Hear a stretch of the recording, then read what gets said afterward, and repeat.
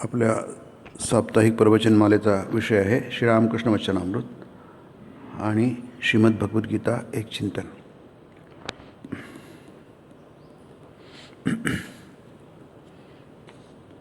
अध्याय 10 बघत आहोत आपण. नरेंद्रनाथ म्हणजे नंतरचे स्वामी विवेकानंद दक्षिणेश्वर आले आहेत आणि श्रीरामकृष्ण अत्यंत आनंदित आहेत त्यांच्या आगमनामुळे. ते नरेंद्रनाथ आणि इतर तरुण आणि वयस्क भक्त दक्षिणेश्वरी रात्री राहिलेत आणि सकाळ झाल्यानंतर श्रीरामकृष्ण प्रार्थना करतात आहे, देवाचं नाव घेतात आहे आणि इतर सगळे उपस्थित बघत आहेत. आणि यानंतर त्यांच्याशी बोलणं चालू आहे, ज्याला आपण म्हणतो सहज बोलणे, हितोपदेश. श्रीरामकृष्ण फक्त ईश्वरविषयक बोलतात.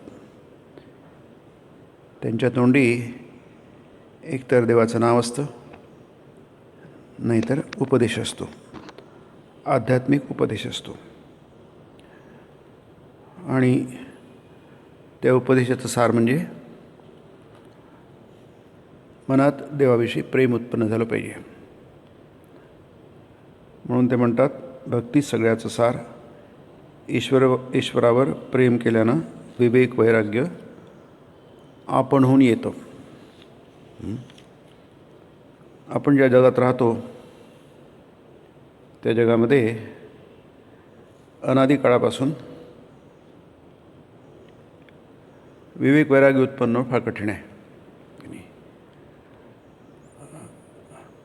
जेव्हापासून सृष्टीची उत्पन्न झालं, जसं गीता म्हणते की इच्छाद्वेष समुत्थेन द्वंद्वमोहेन भारत सर्वभूतानि सम्मोह सृष्टी सर्गे यान्ति परंतप. सर्ग म्हणजे उत्पत्ती, सृष्टी.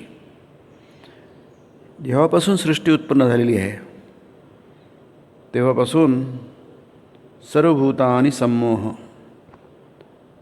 इथे भूत याचा अर्थ आपण मनुष्य घेऊया, पण मनुष्य तर प्राणीसुद्धा ते असतातच, त्याच्यामुळे त्यांचा उल्लेख करण्याची काही आवश्यकता नाही. कारण हे आपण प्रयत्न केला तर समजू शकतो की मनुष्यामध्ये विवेक उत्पन्न होऊ शकतो. चांगलं काय वाईट काय आहे याचा बोध आहे. घ्यायचं काय आणि सोडायचं काय, काय घेण्यासारखं आहे आणि काय त्यागण्यासारखं आहे, याचा बोध जो आहे, हा विचार जो आहे, हा मनुष्यामध्ये उत्पन्न होऊ शकतो. इतर प्राण्यांमध्ये तो प्रश्न उद्भवत नाही.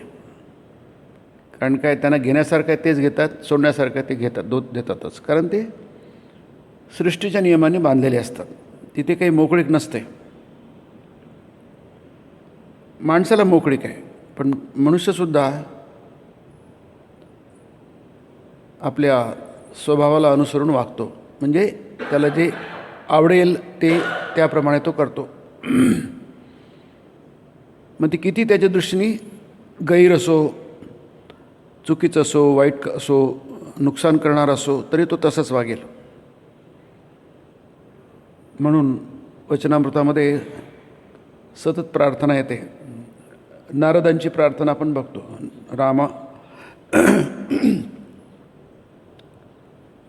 नारदांची स्तुती ऐकून राम प्रसन्न झाले आणि म्हणाले, नारदा वर माग, किंवा वर मागा, वरम वृणीश्व, वर मागा. तर नारद महाराज तुझं दर्शन जातं, कशाला वर मागायचं, मी भरून पावलो, धन्य झालो. नाही, काहीतरी मागायला पाहिजे. देवतेचं दर्शन म्हणजे देवता काहीतरी वरदान देते. वरदान म्हणून शब्द आहे. वरदान म्हणजे वर देणं.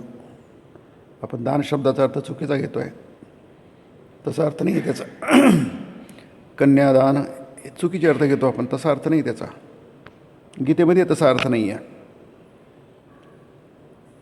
तर आता आग्रह करतात आहे मग ते म्हणतात, रामा मला शुद्ध भक्ती दे आणि तुझ्या मायेने मला मुग्ध करू नकोस. ह्या दोन गोष्टी तुम्हाला दिसतात. आणखी काही वर मागा. झालं हे ठीक आहे. हे काही वर मागणं आहे काय? काय द्यायचं काय तुम्हाला? शुद्ध भक्ती दिली, पण तुमच्या हातात काय पडलं?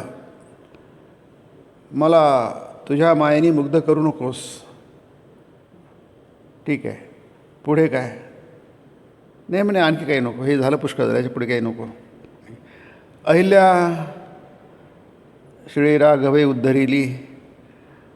राम म्हणाले वर माग. मग अहिल्याने वर मागितला.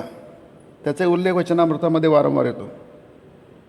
ती म्हणते की रामा मला कोणताही योनी शुकर योनी जन्म येऊ दे, परंतु तुझ्या चरणी शुद्ध भक्ती दे आणि तुझ्या मायेने मुग्ध करू नकोस. हा जो मायेने मुग्ध करणारा प्रकार आहे फार महत्त्वाचा आहे की नाही. म्हणून मनुष्याला जन्मभर वाटत नाही की आपल्या जीवनाचं ध्येय भक्ती आहे, परमेश्वराची भक्ती आहे. या जगात जगणं हा काही उद्देश नाही आहे. हां, कारण जगणं तर हा टाईम बाउंड गोष्ट आहे. कालाने बाधित कालेली गोष्ट आहे. हे तुमच्या हातात नसतं. जसं जन्म घेणं आपल्या हातात नाही आहे, तसंच शरीर त्यागसुद्धा आपल्या हातात नाही आहे. ते एका नियमाने होत असतं. आपल्याला ते कळत नाही. कळण्या एवढी सूक्ष्मता मनाची आपल्याकडे उपलब्ध नाही आहे. प्रत्येक गोष्ट नियमाने बाधित असते. अगदी आत्महत्यासुद्धा. आपलं वाटतं आत्महत्या काहीतरी विचित्र गोष्ट आहे.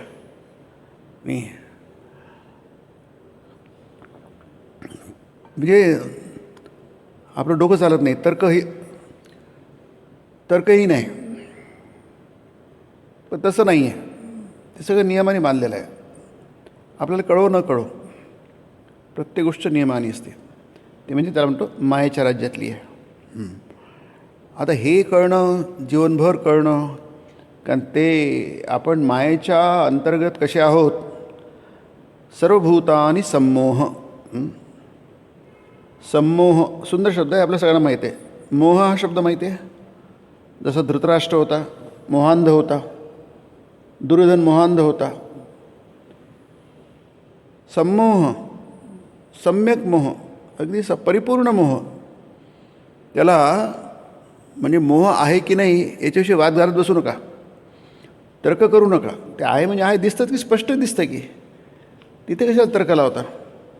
मी काळा घोडा दिसतो आहे, काळा दिसतो आहे, मग तो काळा आहे की पांढरा आहे कशाला लावायचा? दिसतोच आहे काळा, तो पांढरा घोडा पांढरा दिसतो आहे. तिथे कशाला तर्क लावायचा की नाही काळा घोडा तर पांढरा असू शकेल, पांढरा घोडा काळा असू शकेल. जी गोष्ट अनुभूत असते, स्पष्ट असते, तिथे तर्क लावण्याची काही गरज नाही आहे. म्हणून समूह हा स्पष्ट आहे. अर्थात दुसऱ्याच्या बाबतीत आपल्याला दिसतो, तो स्वतःच्या बाबतीत दिसत नाही. बरं, दुसऱ्याच्या बाबतीत दिसणं ते सुद्धा फार कठीण आहे. आपलं नुकसान का होतं? व्यक्तीचं म्हणा, समाजाचं म्हणा, जे मोठे मोठे युनिट्स असतात, कुटुंब म्हणा, राष्ट्र म्हणा, जग म्हणा, याचं उत्तर काय आहे? नुकसान व्हावं असं कोणाला वाटत नाही. व्यक्तीलाही वाटत नाही आणि इतरांनाही वाटत नाही. महायुद्ध व्हावं, दुसरं महायुद्ध व्हावं कसं कोणाला वाटत होतं? पहिलं महायुद्ध जवळपास काहीतरी 1949 जास्त झालं, 1939. नंतर दुसरं 45 सुमाराला, 47 सुमाराला. बरेच दिवस चाललं ते. आता इथेच किती युद्ध झाले. महाभारताचे युद्ध किती प्रसिद्ध आहे, किती नुकसान झालं. 50 लाख लोक गारद झाले 18 दिवसामध्ये. आता असं कोणाला वाटतं, असं कोणाला वाटतं काय की असं काय व्हावं म्हणून? पण होतं हे मात्र सत्य परिस्थिती आहे. म्हणून ते का होतं शास्त्र आपल्याला सांगतं. सर्वभूतानि सम्मोह. जंगलामध्ये चालतंच आहे. तर प्रेडेटर्स असतात, शिकार चालते, भक्ष्य असतं, ते सगळं एकमेकांना खाणं चालतं ते जंगलामध्ये. का तो जंगलाचा नियम आहे. तो जंगल राज ज्याला म्हणतात. जंगलामध्ये एक राज्य असतं, त्या राज्य तिथे चालतं. आपण म्हणतो जंगलाचा राजा सिंह आहे. त्याला कोणी काय सिंह राजा आहे म्हणजे तो जंगलाच्या सगळ्या लोकांना मारतो आणि त्याला कोणी मारत नाही म्हणून तो जंगलाचा राजा. पण तिथले काही नियम असतात त्याप्रमाणे चालतं. तिथे समूहाचा प्रश्न येत नाही. पण माणसामध्ये विवेक आहे. मग नुकसान होऊ द्यायचं की नाही द्यायचं हे त्याच्या हातात आहे. पण तो विवेक वापरत नाही. हे त्याचं दुर्दैव. आणि हे कळणं की जन्मभर आपल्याला या विवेकाचा अभ्यास करायला हवा. नाही सुंदर आहे बघा. नंतर आहे 19 विवेकाचा उदय झाल्याने ईश्वराला जाणण्याची इच्छा होते. छान वाक्य आहे. आपल्यामध्ये विवेकाचा उदय झाला जसं सूर्योदय होतो तर ईश्वराला जाणण्याची इच्छा होते. याच्या उलट विवेकाचा उदय झाला नाही तर ईश्वराला जाणण्याची इच्छा होत नाही. त्याला अन्वयव्यतिरिक्त म्हणतात. ईश्वराला जाणण्याची इच्छा होत नाही. मग विवेकाचा उदय न होण्याची कारणं काय आहेत?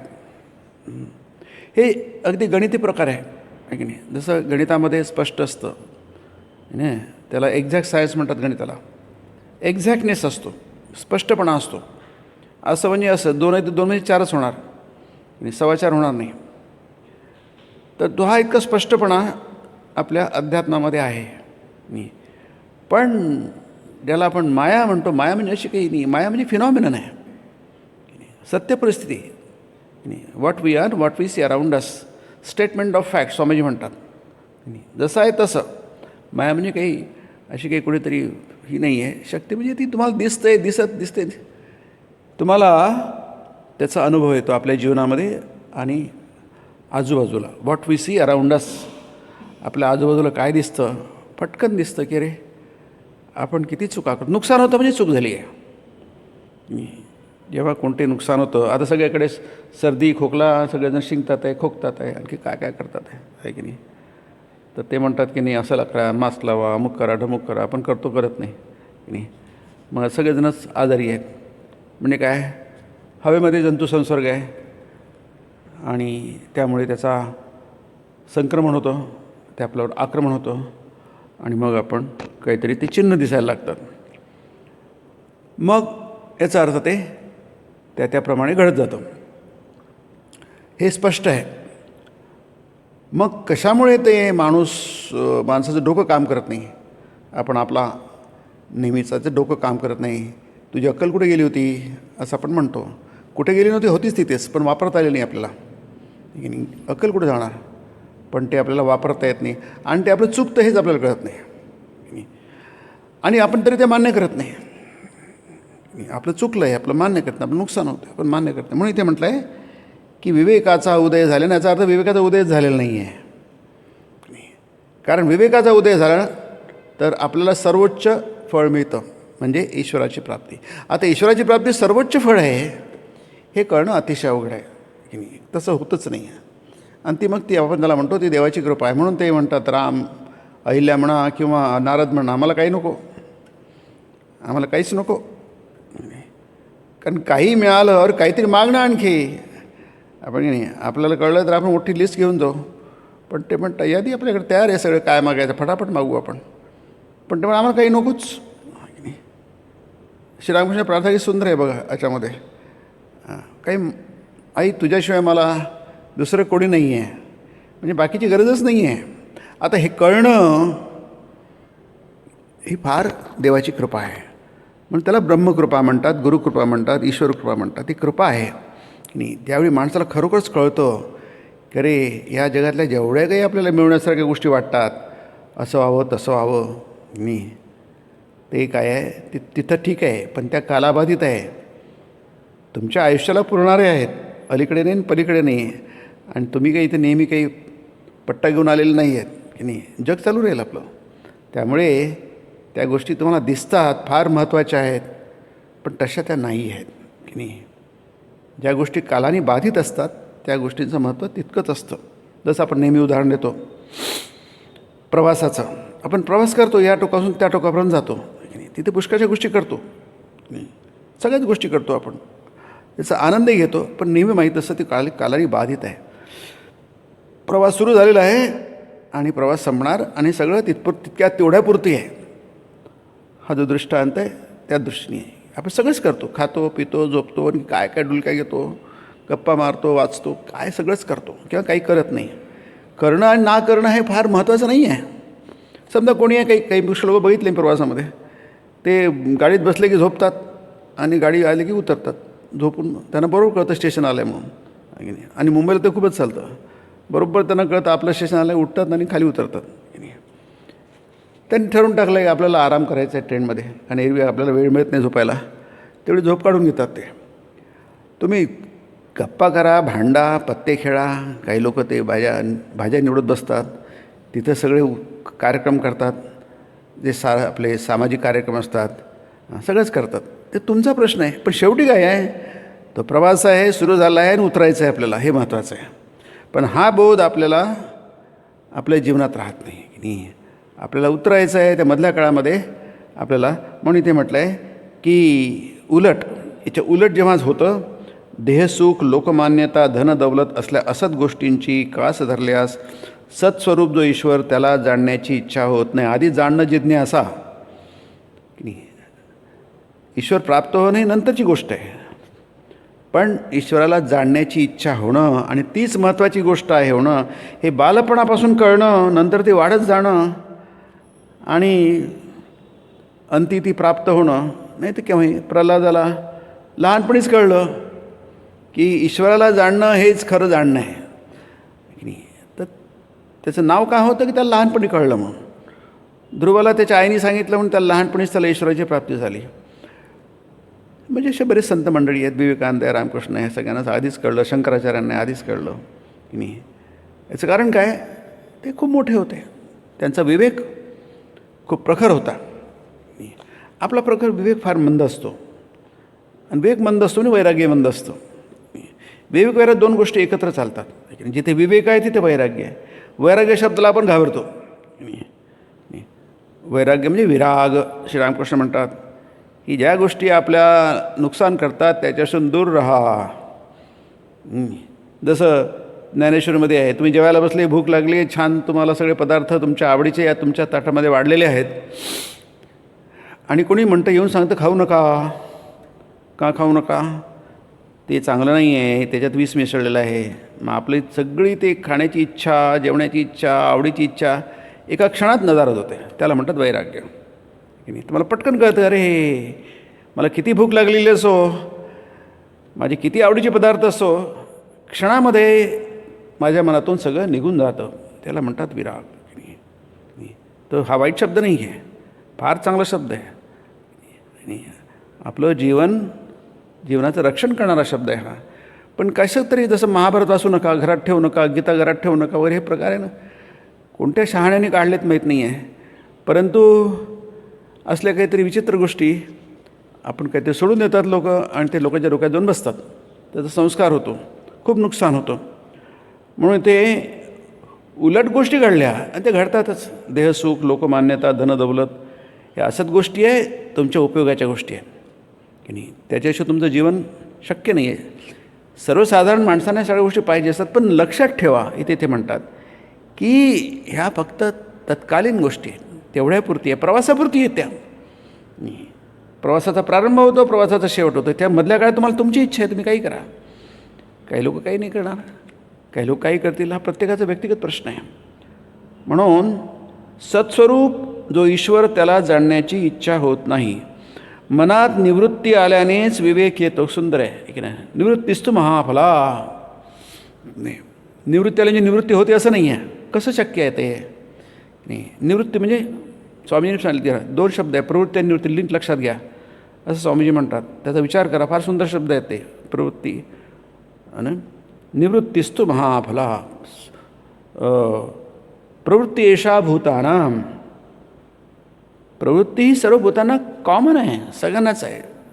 जंगलामध्ये जे पशूंना असते ते शिकार करतात, ती प्रवृत्ती आहे. ती समाजामध्ये सुद्धा, मनुष्यांमध्ये सुद्धा ती प्रवृत्ती आहे. जे काही ते म्हटलेलं आहे, देहसुख, लोकमान्यता, धनदौलत, हे सब प्रवृत्ती आहे. त्यात काय? प्रवृत्ती एषा भूतानां हे स्वाभाविक आहे. प्रवृत्ती म्हणजे स्वाभाविक इच्छा, स्वाभाविक कल.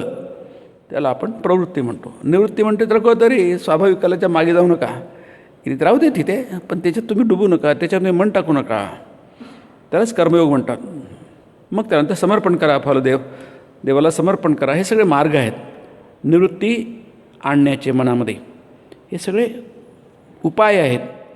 आणि मनात निवृत्ती आल्यानेच विवेक होतो. म्हणजे विवेक किती कठीण गोष्ट आहे, किती इथे विवेक वैराग्यासारखी दुसरी महान गोष्ट नाही आहे, असा उल्लेख आपल्याला वचनामृतामध्ये सतत येतो. गीता काय सांगते तुम्हाला किंवा कोणतंही शास्त्र काय सांगतं, त्याचं काम काय आहे, मग ते भाषेत असो किंवा संस्कृतात असो, त्याचं काम काय आहे? तुमच्या मनामध्ये विवेक जागृत करणं.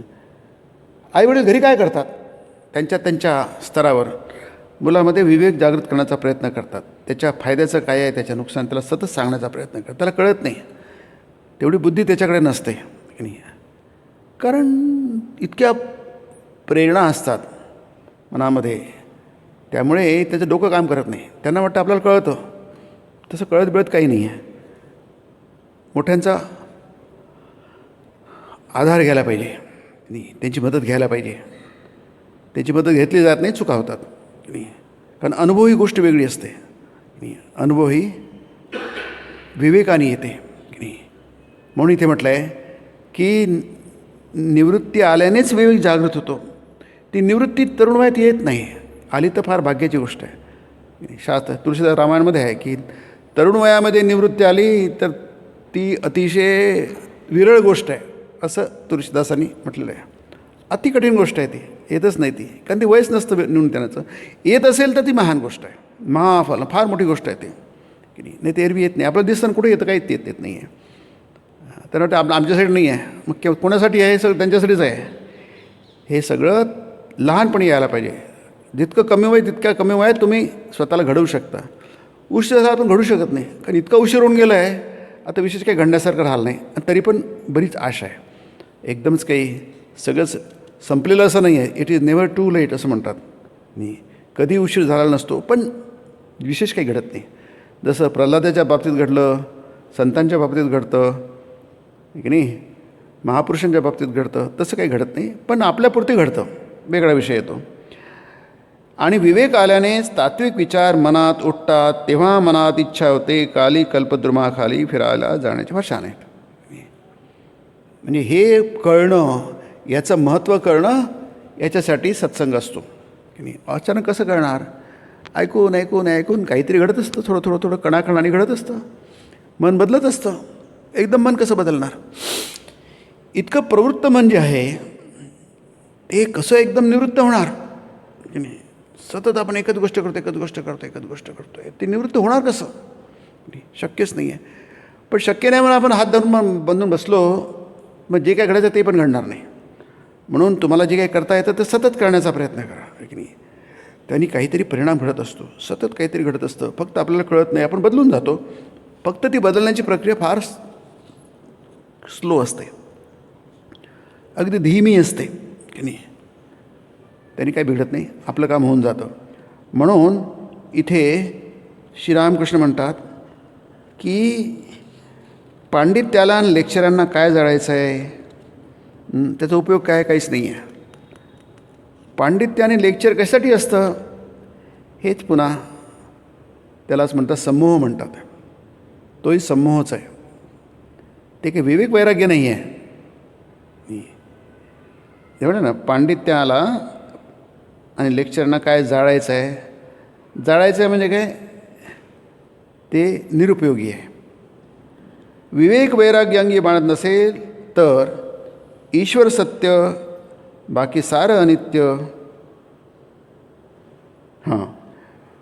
विवेक वैराग्य अंगी बाणत नसेल तर पांडित्याला आणि लेक्चरांना काय जाळायचं आहे?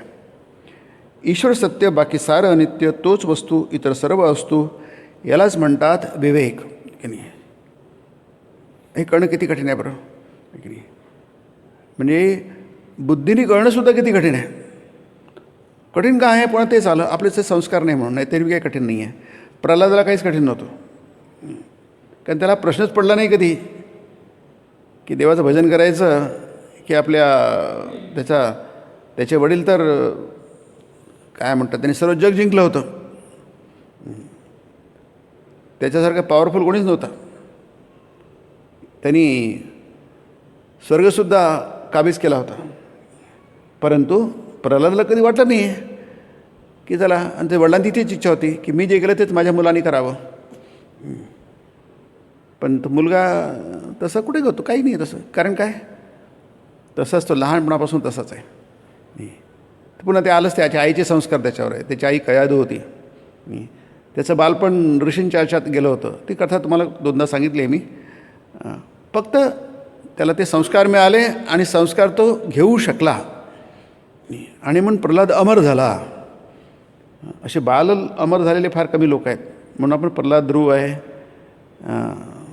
असे बाकी शंकराचार्य वगैरे थोडेसे मोठे होते. पण शंकराचार्य 8 वर्षांच्या वयामध्ये जे कमाल केली ती जग थक्क होतं. 8 वर्षाचं वय म्हणजे काय, ते छोटंच आहे ते, की नाही, फारच छोटं आहे. स्वामीजी बघा ना, रामकृष्ण बघा ना, ती छोट्या वयामध्ये ते पूर्णपणे त्यांना कळलं होतं. आता हे कठीण आहे. बाकीच्या नंतर कळतं. तुलसीदासाचं उदाहरण आहे, फार नंतर कळलं. त्याच्या बायकोने त्याची खूप कानउघाडणी केली तुलसीदासांची, की तेव्हा त्यांना एकदम वैराग्य निर्माण झालं. आपण बघतो की नाही, अशा घटना खूप घडतात. अचानक काहीतरी कोणीतरी आपले कान पकडते आणि आपल्याला भानावर आणते, मग आपल्या जीवनाचा नवीन दिशा मिळते. पण ही गोष्ट फार कठीण. आता त्याची बायको ती महान होती तुलसीदासांची, पण असं किती घडतं, घडत नाही. आपण जेव्हा सर्वसाधारण लोकांचा विचार करतो तेव्हा एक क्रमच असतो, त्याच क्रमाने घडत असतं. म्हणून ह्या सगळ्या शास्त्रांची आणि याची गरज असते की नाही, ते की हृदयाच्या देवाऱ्यात आधी त्याची प्राणप्रतिष्ठा करा. त्याची म्हणजे भगवंताची व्याख्यानं, लेक्चर त्यानंतर वाटलं तर द्या. ब्रह्म गोकून काय फायदा. विवेक वैराग्याच्या नावाने शून्य असेल तर वायफळ शंख फुकण्यासारखे नव्हे का ते. सिंपल आहे, हे सगळ्यांसाठी आहे की नाही. आपलं लक्षात ठेवायला पाहिजे की जो काही विकास होतो त्याला म्हणतात प्रेरणेचा. आपल्या ज्याला इंग्रजीमध्ये प्रज्ञा म्हणतात, इंग्रजीमध्ये त्याला कॉन्शियस म्हणतात की नाही. आपली जी प्रज्ञा आतमध्ये ती जागृत होते, विकसित होते, ती फार कमी होत्या, खूपच क्रमाने होते की नाही. जसं वडाचं झाड आहे, मोठं होतं पण हळूहळू होतं, मोठं नाही, एकदम मोठं होत नाही. बाकीची छादी झाड आहे ते एका वर्षामध्ये 10 फूट उंच होतील. जी महान गोष्ट घडायची असते ती फार सावकाश होते. जसं मोती असतो, तो तळाशी जातो शिंपल्यामध्ये, हळूहळू तो घडत असतो, वेळ लागतो त्याला. चंदनाचं झाड आहे, त्याचा गाभा असतो ते चंदन नसतं. चंदनाचं झाड काही ते चंदन नसतं, त्याचा आत गाभा असतो. खूप वेळ लागतो त्याला चंदन व्हायला. नंतर मग ते कापल्यानंतर मग आत चंदन असतं, त्याला फार वेळ लागतो. सागाचं झाड कितीतरी वर्ष लागतात, सागवान. जी गोष्ट मोठी असते त्याला वेळ लागत असतो. कारण काय, ती सर्वसाधारण असते. सर्वसाधारणांच्या बाबतीमध्ये तसं असतं. म्हणून श्रीरामकृष्ण सांगायचे ध्यान करा, ध्यान करा, ध्यान. इथे म्हटलं आहे, नरेंद्रला म्हणतात आहे की नरेंद्र व त्यांचे मित्र आंघोळ आटोपून परतले. श्रीरामकृष्ण नरेंद्रांना म्हणाले, जा वडाखाली बसून ध्यान कर, आसन देऊ. म्हणजे त्यांचा इंटरेस्ट आहे श्रीरामकृष्णांचा की या पोरांनी जाऊन ध्यान करावं. ध्यान करणं, ते आसन घ्या, बसा तिथं जाऊन ध्यान करा. आता ध्यान करा म्हणजे ध्यानच असतं ते आपलं, नाही की नाही. लोक म्हणतात ना, येतात आम्हाला ध्यान करणं शिकवा, आम्हाला ध्यान करायचं आहे. आता ध्यान करायचं आहे शिकवा म्हणजे काय करा, जाऊन बसा. अभ्यासेन तु कौंतेय वैराग्येन च गृह्यते. नाही, ध्यान ही सर्वात मोठी गोष्ट आहे. हायेस्ट स्टेट ऑफ एक्झिस्टन्स स्वामीजीने म्हटलं आहे. नाही, this meditative state is the highest state of existence. आपण ज्या अवस्थांमध्ये आयुष्यभर राहतो त्या सर्वांमध्ये ध्याना अवस्था ही सर्वोच्च अवस्था आहे असं स्वामीजी म्हणतात. ही सर्वोच्च अवस्था. मग तुम्ही अभ्यास करा त्याचा. अभ्यासेन म्हटलं आहे गीतेमध्ये. अभ्यास करा म्हणजे सतत करा, त्याला अभ्यास म्हणतात. जी गोष्ट निरंतर केली जाते निरंतर्य दीर्घकाल केली जाते. सत्कारासेवितो दृढभूमी, दीर्घकाल नैरंतर्य, दीर्घकाळ आणि निरंतर केली जाते, त्याला अभ्यास म्हणतात. त्याचं महत्त्व आपल्याला कळलं असतं. जमत नाही आहे, न जमणं हा दुसरा भाग आहे, पण तुम्ही करता की नाही हा महत्त्वाचा भाग आहे. नुसतं बसा, कसंही बसा, नाही येईल त्याचा विचारच करू नका. आणि ध्यानामध्ये पण आहे, त्याला म्हणतात एफर्टलेसनेस, की नाही, एक चांगला शब्द आहे की नाही. तुम्ही एफर्ट करू नका, प्रयत्न करू नका. ध्यान करणं म्हणजे आपण ध्यानाचा प्रयत्न करतो, तर प्रयत्न करू नका, हा एक म्हणा ध्यानाचा एक प्रकार आहे की नाही. नुसतं ध्यान करायचं. छान आहे की नरेंद्र व त्यांचे काही ब्राह्ममित्र पंचवटीत बसून ध्यान करीत आहेत. 10:30चा समय. श्रीरामकृष्ण थोड्या वेळानंतर तिथे येऊन दाखल झाले. बरोबर मास्तरही आहेत. श्रीरामकृष्ण संभाषण करीत आहेत. ते म्हणतात श्रीरामकृष्ण, ध्यान करताना त्याच्या चरणी मन कसं अगदी तल्लीन व्हायला पाहिजे. तत्लीन हा शब्द तल्लीन आहे. तत् म्हणजे ब्रह्म भगवंत, लीन म्हणजे त्याच्याशी एक रूप, त्याला लीन म्हणतो, लीनता म्हणते. वरवर तरंगत राहिल्याने का कधी तळाची रत्ने हाती लागायला बसली आहेत. रत्नही खोल असतात, तळाशी असतात. तुम्ही वरवर तरंगलं तर तळाशी रत्न तुम्हाला कसे मिळतील. त्यासाठी तुम्हाला तळापर्यंत जावं लागेल. मग ध्यान करताना तळापर्यंत जावं लागेल. पण आपल्याला कडे प्रयत्न नाही करता येत. आपल्याला बसता येतं, तेही कठीण आहे. कधी बरं वाटत नाही, कधी इच्छा होत नाही, कधी पाहुणे आलेले असतात, काही ना काहीतरी बहाणे खूप असतात, आहे की नाही. आपलं मन बहाणे करतं, आपल्याला माहीत नाही. आपण बहाणे करतो हा नंतरचा भाग झाला. आपलं मन स्वतःच बहाणं करतं, आहे की नाही. काहीतरी आज बरंच वाटत नाही, जाऊ द्या ना, काय आज थंडी खूप आहे मात्र, आहे की नाही. थंडीमध्ये कुठं जातं. खोलीत बसून अंगावर पांघरून घेऊन झोपावं हे चांगलं आहे. उगाच झाली सर्दी झाली, खोकला झाला, वातावरण खराब आहे सध्या, आहे की नाही. हे खरे आहेत, हे काही, पण आपलं मन आपल्याला बहकवतं, त्यापासून दूर नेतं. म्हणून ते काय तल्लीन व्हायला पाहिजे. आता व्हायला पाहिजे, पण होतं कुठे. आपल्याला बसणं तेच कठीण आहे. म्हणून जे सोपी आहे ते करा. तुम्हाला बसता येतं ना, बसा, बस. मग ते ध्यान समजायचं, हे ध्यान आहे. ते म्हणतात पर्वत ध्यान करत आहेत, असं ते याच्यामध्ये योगांमध्ये आहे की नाही.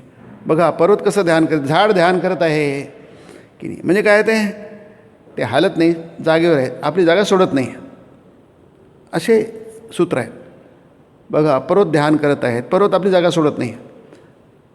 वृक्ष ध्यान करते, आपली जागा सोडत नाही, स्थिर आहेत, आपल्या जागी असले, त्याला ध्यान आहे. मग ते जमताना मग तेवढं करा. मग दुसरं तुम्हाला आपोआप तुमचं मन काम करायला लागेल. कारण मन सतत एक्सपेरिमेंट करत असतं, प्रयोग करत असतं. ती प्रयोगशीलता, कल्पनाशीलता फार महत्त्वाची आहे की नाही. सतत प्रयोग करणं, ते मनच प्रयोग करायला लागेल. आता बसलो ना, आता जेव्हा तुम्ही जगामध्ये मिसळता त्यावेळी प्रयोग करण्याची शक्यता फार कमी होऊन जाते, आहे की नाही. कारण प्रयोग करायला मनाला काही वावच नाही आहे, संधीच नाही आहे, अवसरच नाही आहे त्याच्यामध्ये. कारण काय ते इतकं गुंतलेलं आहे इतर गोष्टींमध्ये. पण जेव्हा तुम्ही स्वतः बसता तेव्हा त्याला थोडी संधी मिळते, त्याला मोका मिळतो, अवसर मिळतो की नाही. त्याला काहीतरी शक्यता आहे, त्याला संभाव्यता आहे. ते त्याला कळते, अरे आता काहीतरी आपल्याला त्याप्रमाणे, कारण मनाला तर काहीतरी वेळ मिळाला पाहिजे, संधी ते मिळाली पाहिजे. मग तर मन तसं प्रकारे विचार करायला लागतं. त्यालाच म्हटलं आहे मेडिटेटिव्ह स्टेट आहे, ती ध्यानाची अवस्था आहे. ते ध्यान करण्यासाठी आता काहीतरी त्याला एक संधी मिळते. मग ते काय करतं, त्याचे पुष्कळचे प्रकार आहे. आणि प्रत्येक माणसाच्या बाबतीत वेगवेगळे प्रकार आहे. कारण प्रत्येक माणसाची अवस्था वेगवेगळी असते. म्हणजे एफर्टलेसनेस की नाही, निष्प्रयोजन ध्यान करा की नाही. म्हणून ते गीतेमध्ये फार सुंदर आहे ते की प्रभवान कामान संकल्प प्रभवान कामान त्यक्त्वा सर्वान शेषता एफर्टलेसनेस आहे. ध्यानयोगामध्ये 6वा अध्याय. मी संकल्प प्रभवान म्हणजे संकल्पामुळे उत्पन्न झालेले इच्छा म्हणजे काय नेहमी गैरच इच्छा नसतील, कोणती इच्छा ही इच्छा ही इच्छाच असते. संकल्प प्रभवान कामान सर्वान संकल्प, सगळे संकल्प, सर्वान कामान, संकल्प प्रभवान कामान सर्वान पार्थ मनोगतान, संकल्पप्रभावान कामान सर्वांस त्यक्तवान अशेषतः. की सुंदर आहे बघा. सर्वांस त्यक्त्वा अशेषतः. शेष म्हणजे बाकी काहीच नको, निश्चेषपणे संकल्पाचा त्याग करा. हा ध्यानाचा प्रकार आहे.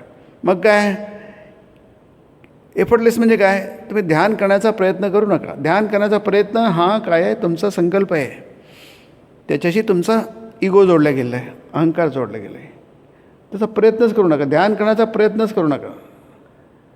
हा प्रकार आहे बरं. हे पुष्कळ प्रकार त्यातला हे प्रकार आहे नाही प्रत्येक बाबतीत. म्हणून जप करणं आहे की नाही, तो अजपा जप म्हणतात, स्वाभाविक व्हायला पाहिजे. तुम्ही न करता व्हायला पाहिजे वगैरे वगैरे असे पुष्कळ प्रकार. म्हणजे त्याला एफर्टलेस म्हणजे तुम्ही फक्त बसा. आता देवाला त्याचं काम करू द्या. देव तुमच्या मनाच्याद्वारे त्यांचं काम करतो आहे, मनाला स्थिर करण्याचा प्रयत्न करतो आहे. ते तुमची एफर्ट नको म्हणून त्या त्यक्त्वा अशेषतः मनसेंद्रिय विग्रामं विनियम्य समंतता शनै शनै उपरमेत त्या धृत्या गृहीतया आत्मसंस्थं मन कृत्वा न किंचिदपि चिंतयेत. थोडासुद्धा विचार करू नका. मनामध्ये एकासुद्धा विचाराचा एकसुद्धा तरंग येऊ द्या. हा गीतेचा श्लोक आहे. न किंचित अपि चिंतयेत. थोडासुद्धा विचार करू नका. म्हणजे काय? तुम्ही प्रयत्न करू नका. नाही प्रयत्न करू नका हा फार मोठा प्रयत्न आहे. नाही कारण प्रयत्न मन सतत उड्या मारत असतं, सतत उड्या मारत असतं आणि तुम्ही त्याला उड्या मारू देता, त्याला थांबवण्याचा प्रयत्न करत नाही. त्यामुळे हे केव्हा कळतं? जेव्हा तुम्ही काहीतरी प्रयत्न करायला लागतात, तुम्ही सुरुवातच केली नाही, एक पाऊल टाकलं नाही तर पुढे जाण्याचा प्रश्नच कुठे येतो? मुक्कामाला पोचण्याचा प्रश्नच कुठे येतो? म्हणून एक पाऊल टाका, दुसरं टाका, तिसरं टाका, टाकत राहा. नाही तुम्ही आता जर तर्क करत बसले की यांनी काही होत नाही, त्यांनी काय होत नाही, काहीच झालं नाही, अमुक झालं नाही, त्याचा विचारच करू नका.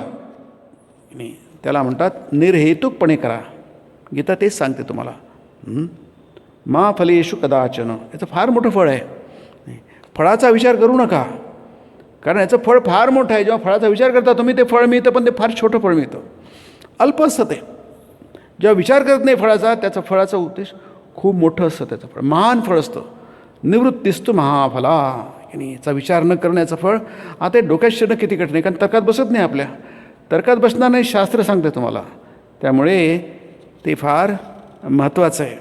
म्हणून ते म्हणतात की आधी हृदयाच्या देवाऱ्यात त्याची म्हणजे भगवंताची प्राणप्रतिष्ठा करा. जसं मंदिरात आपण प्राणप्रतिष्ठा करतो मूर्तीमध्ये.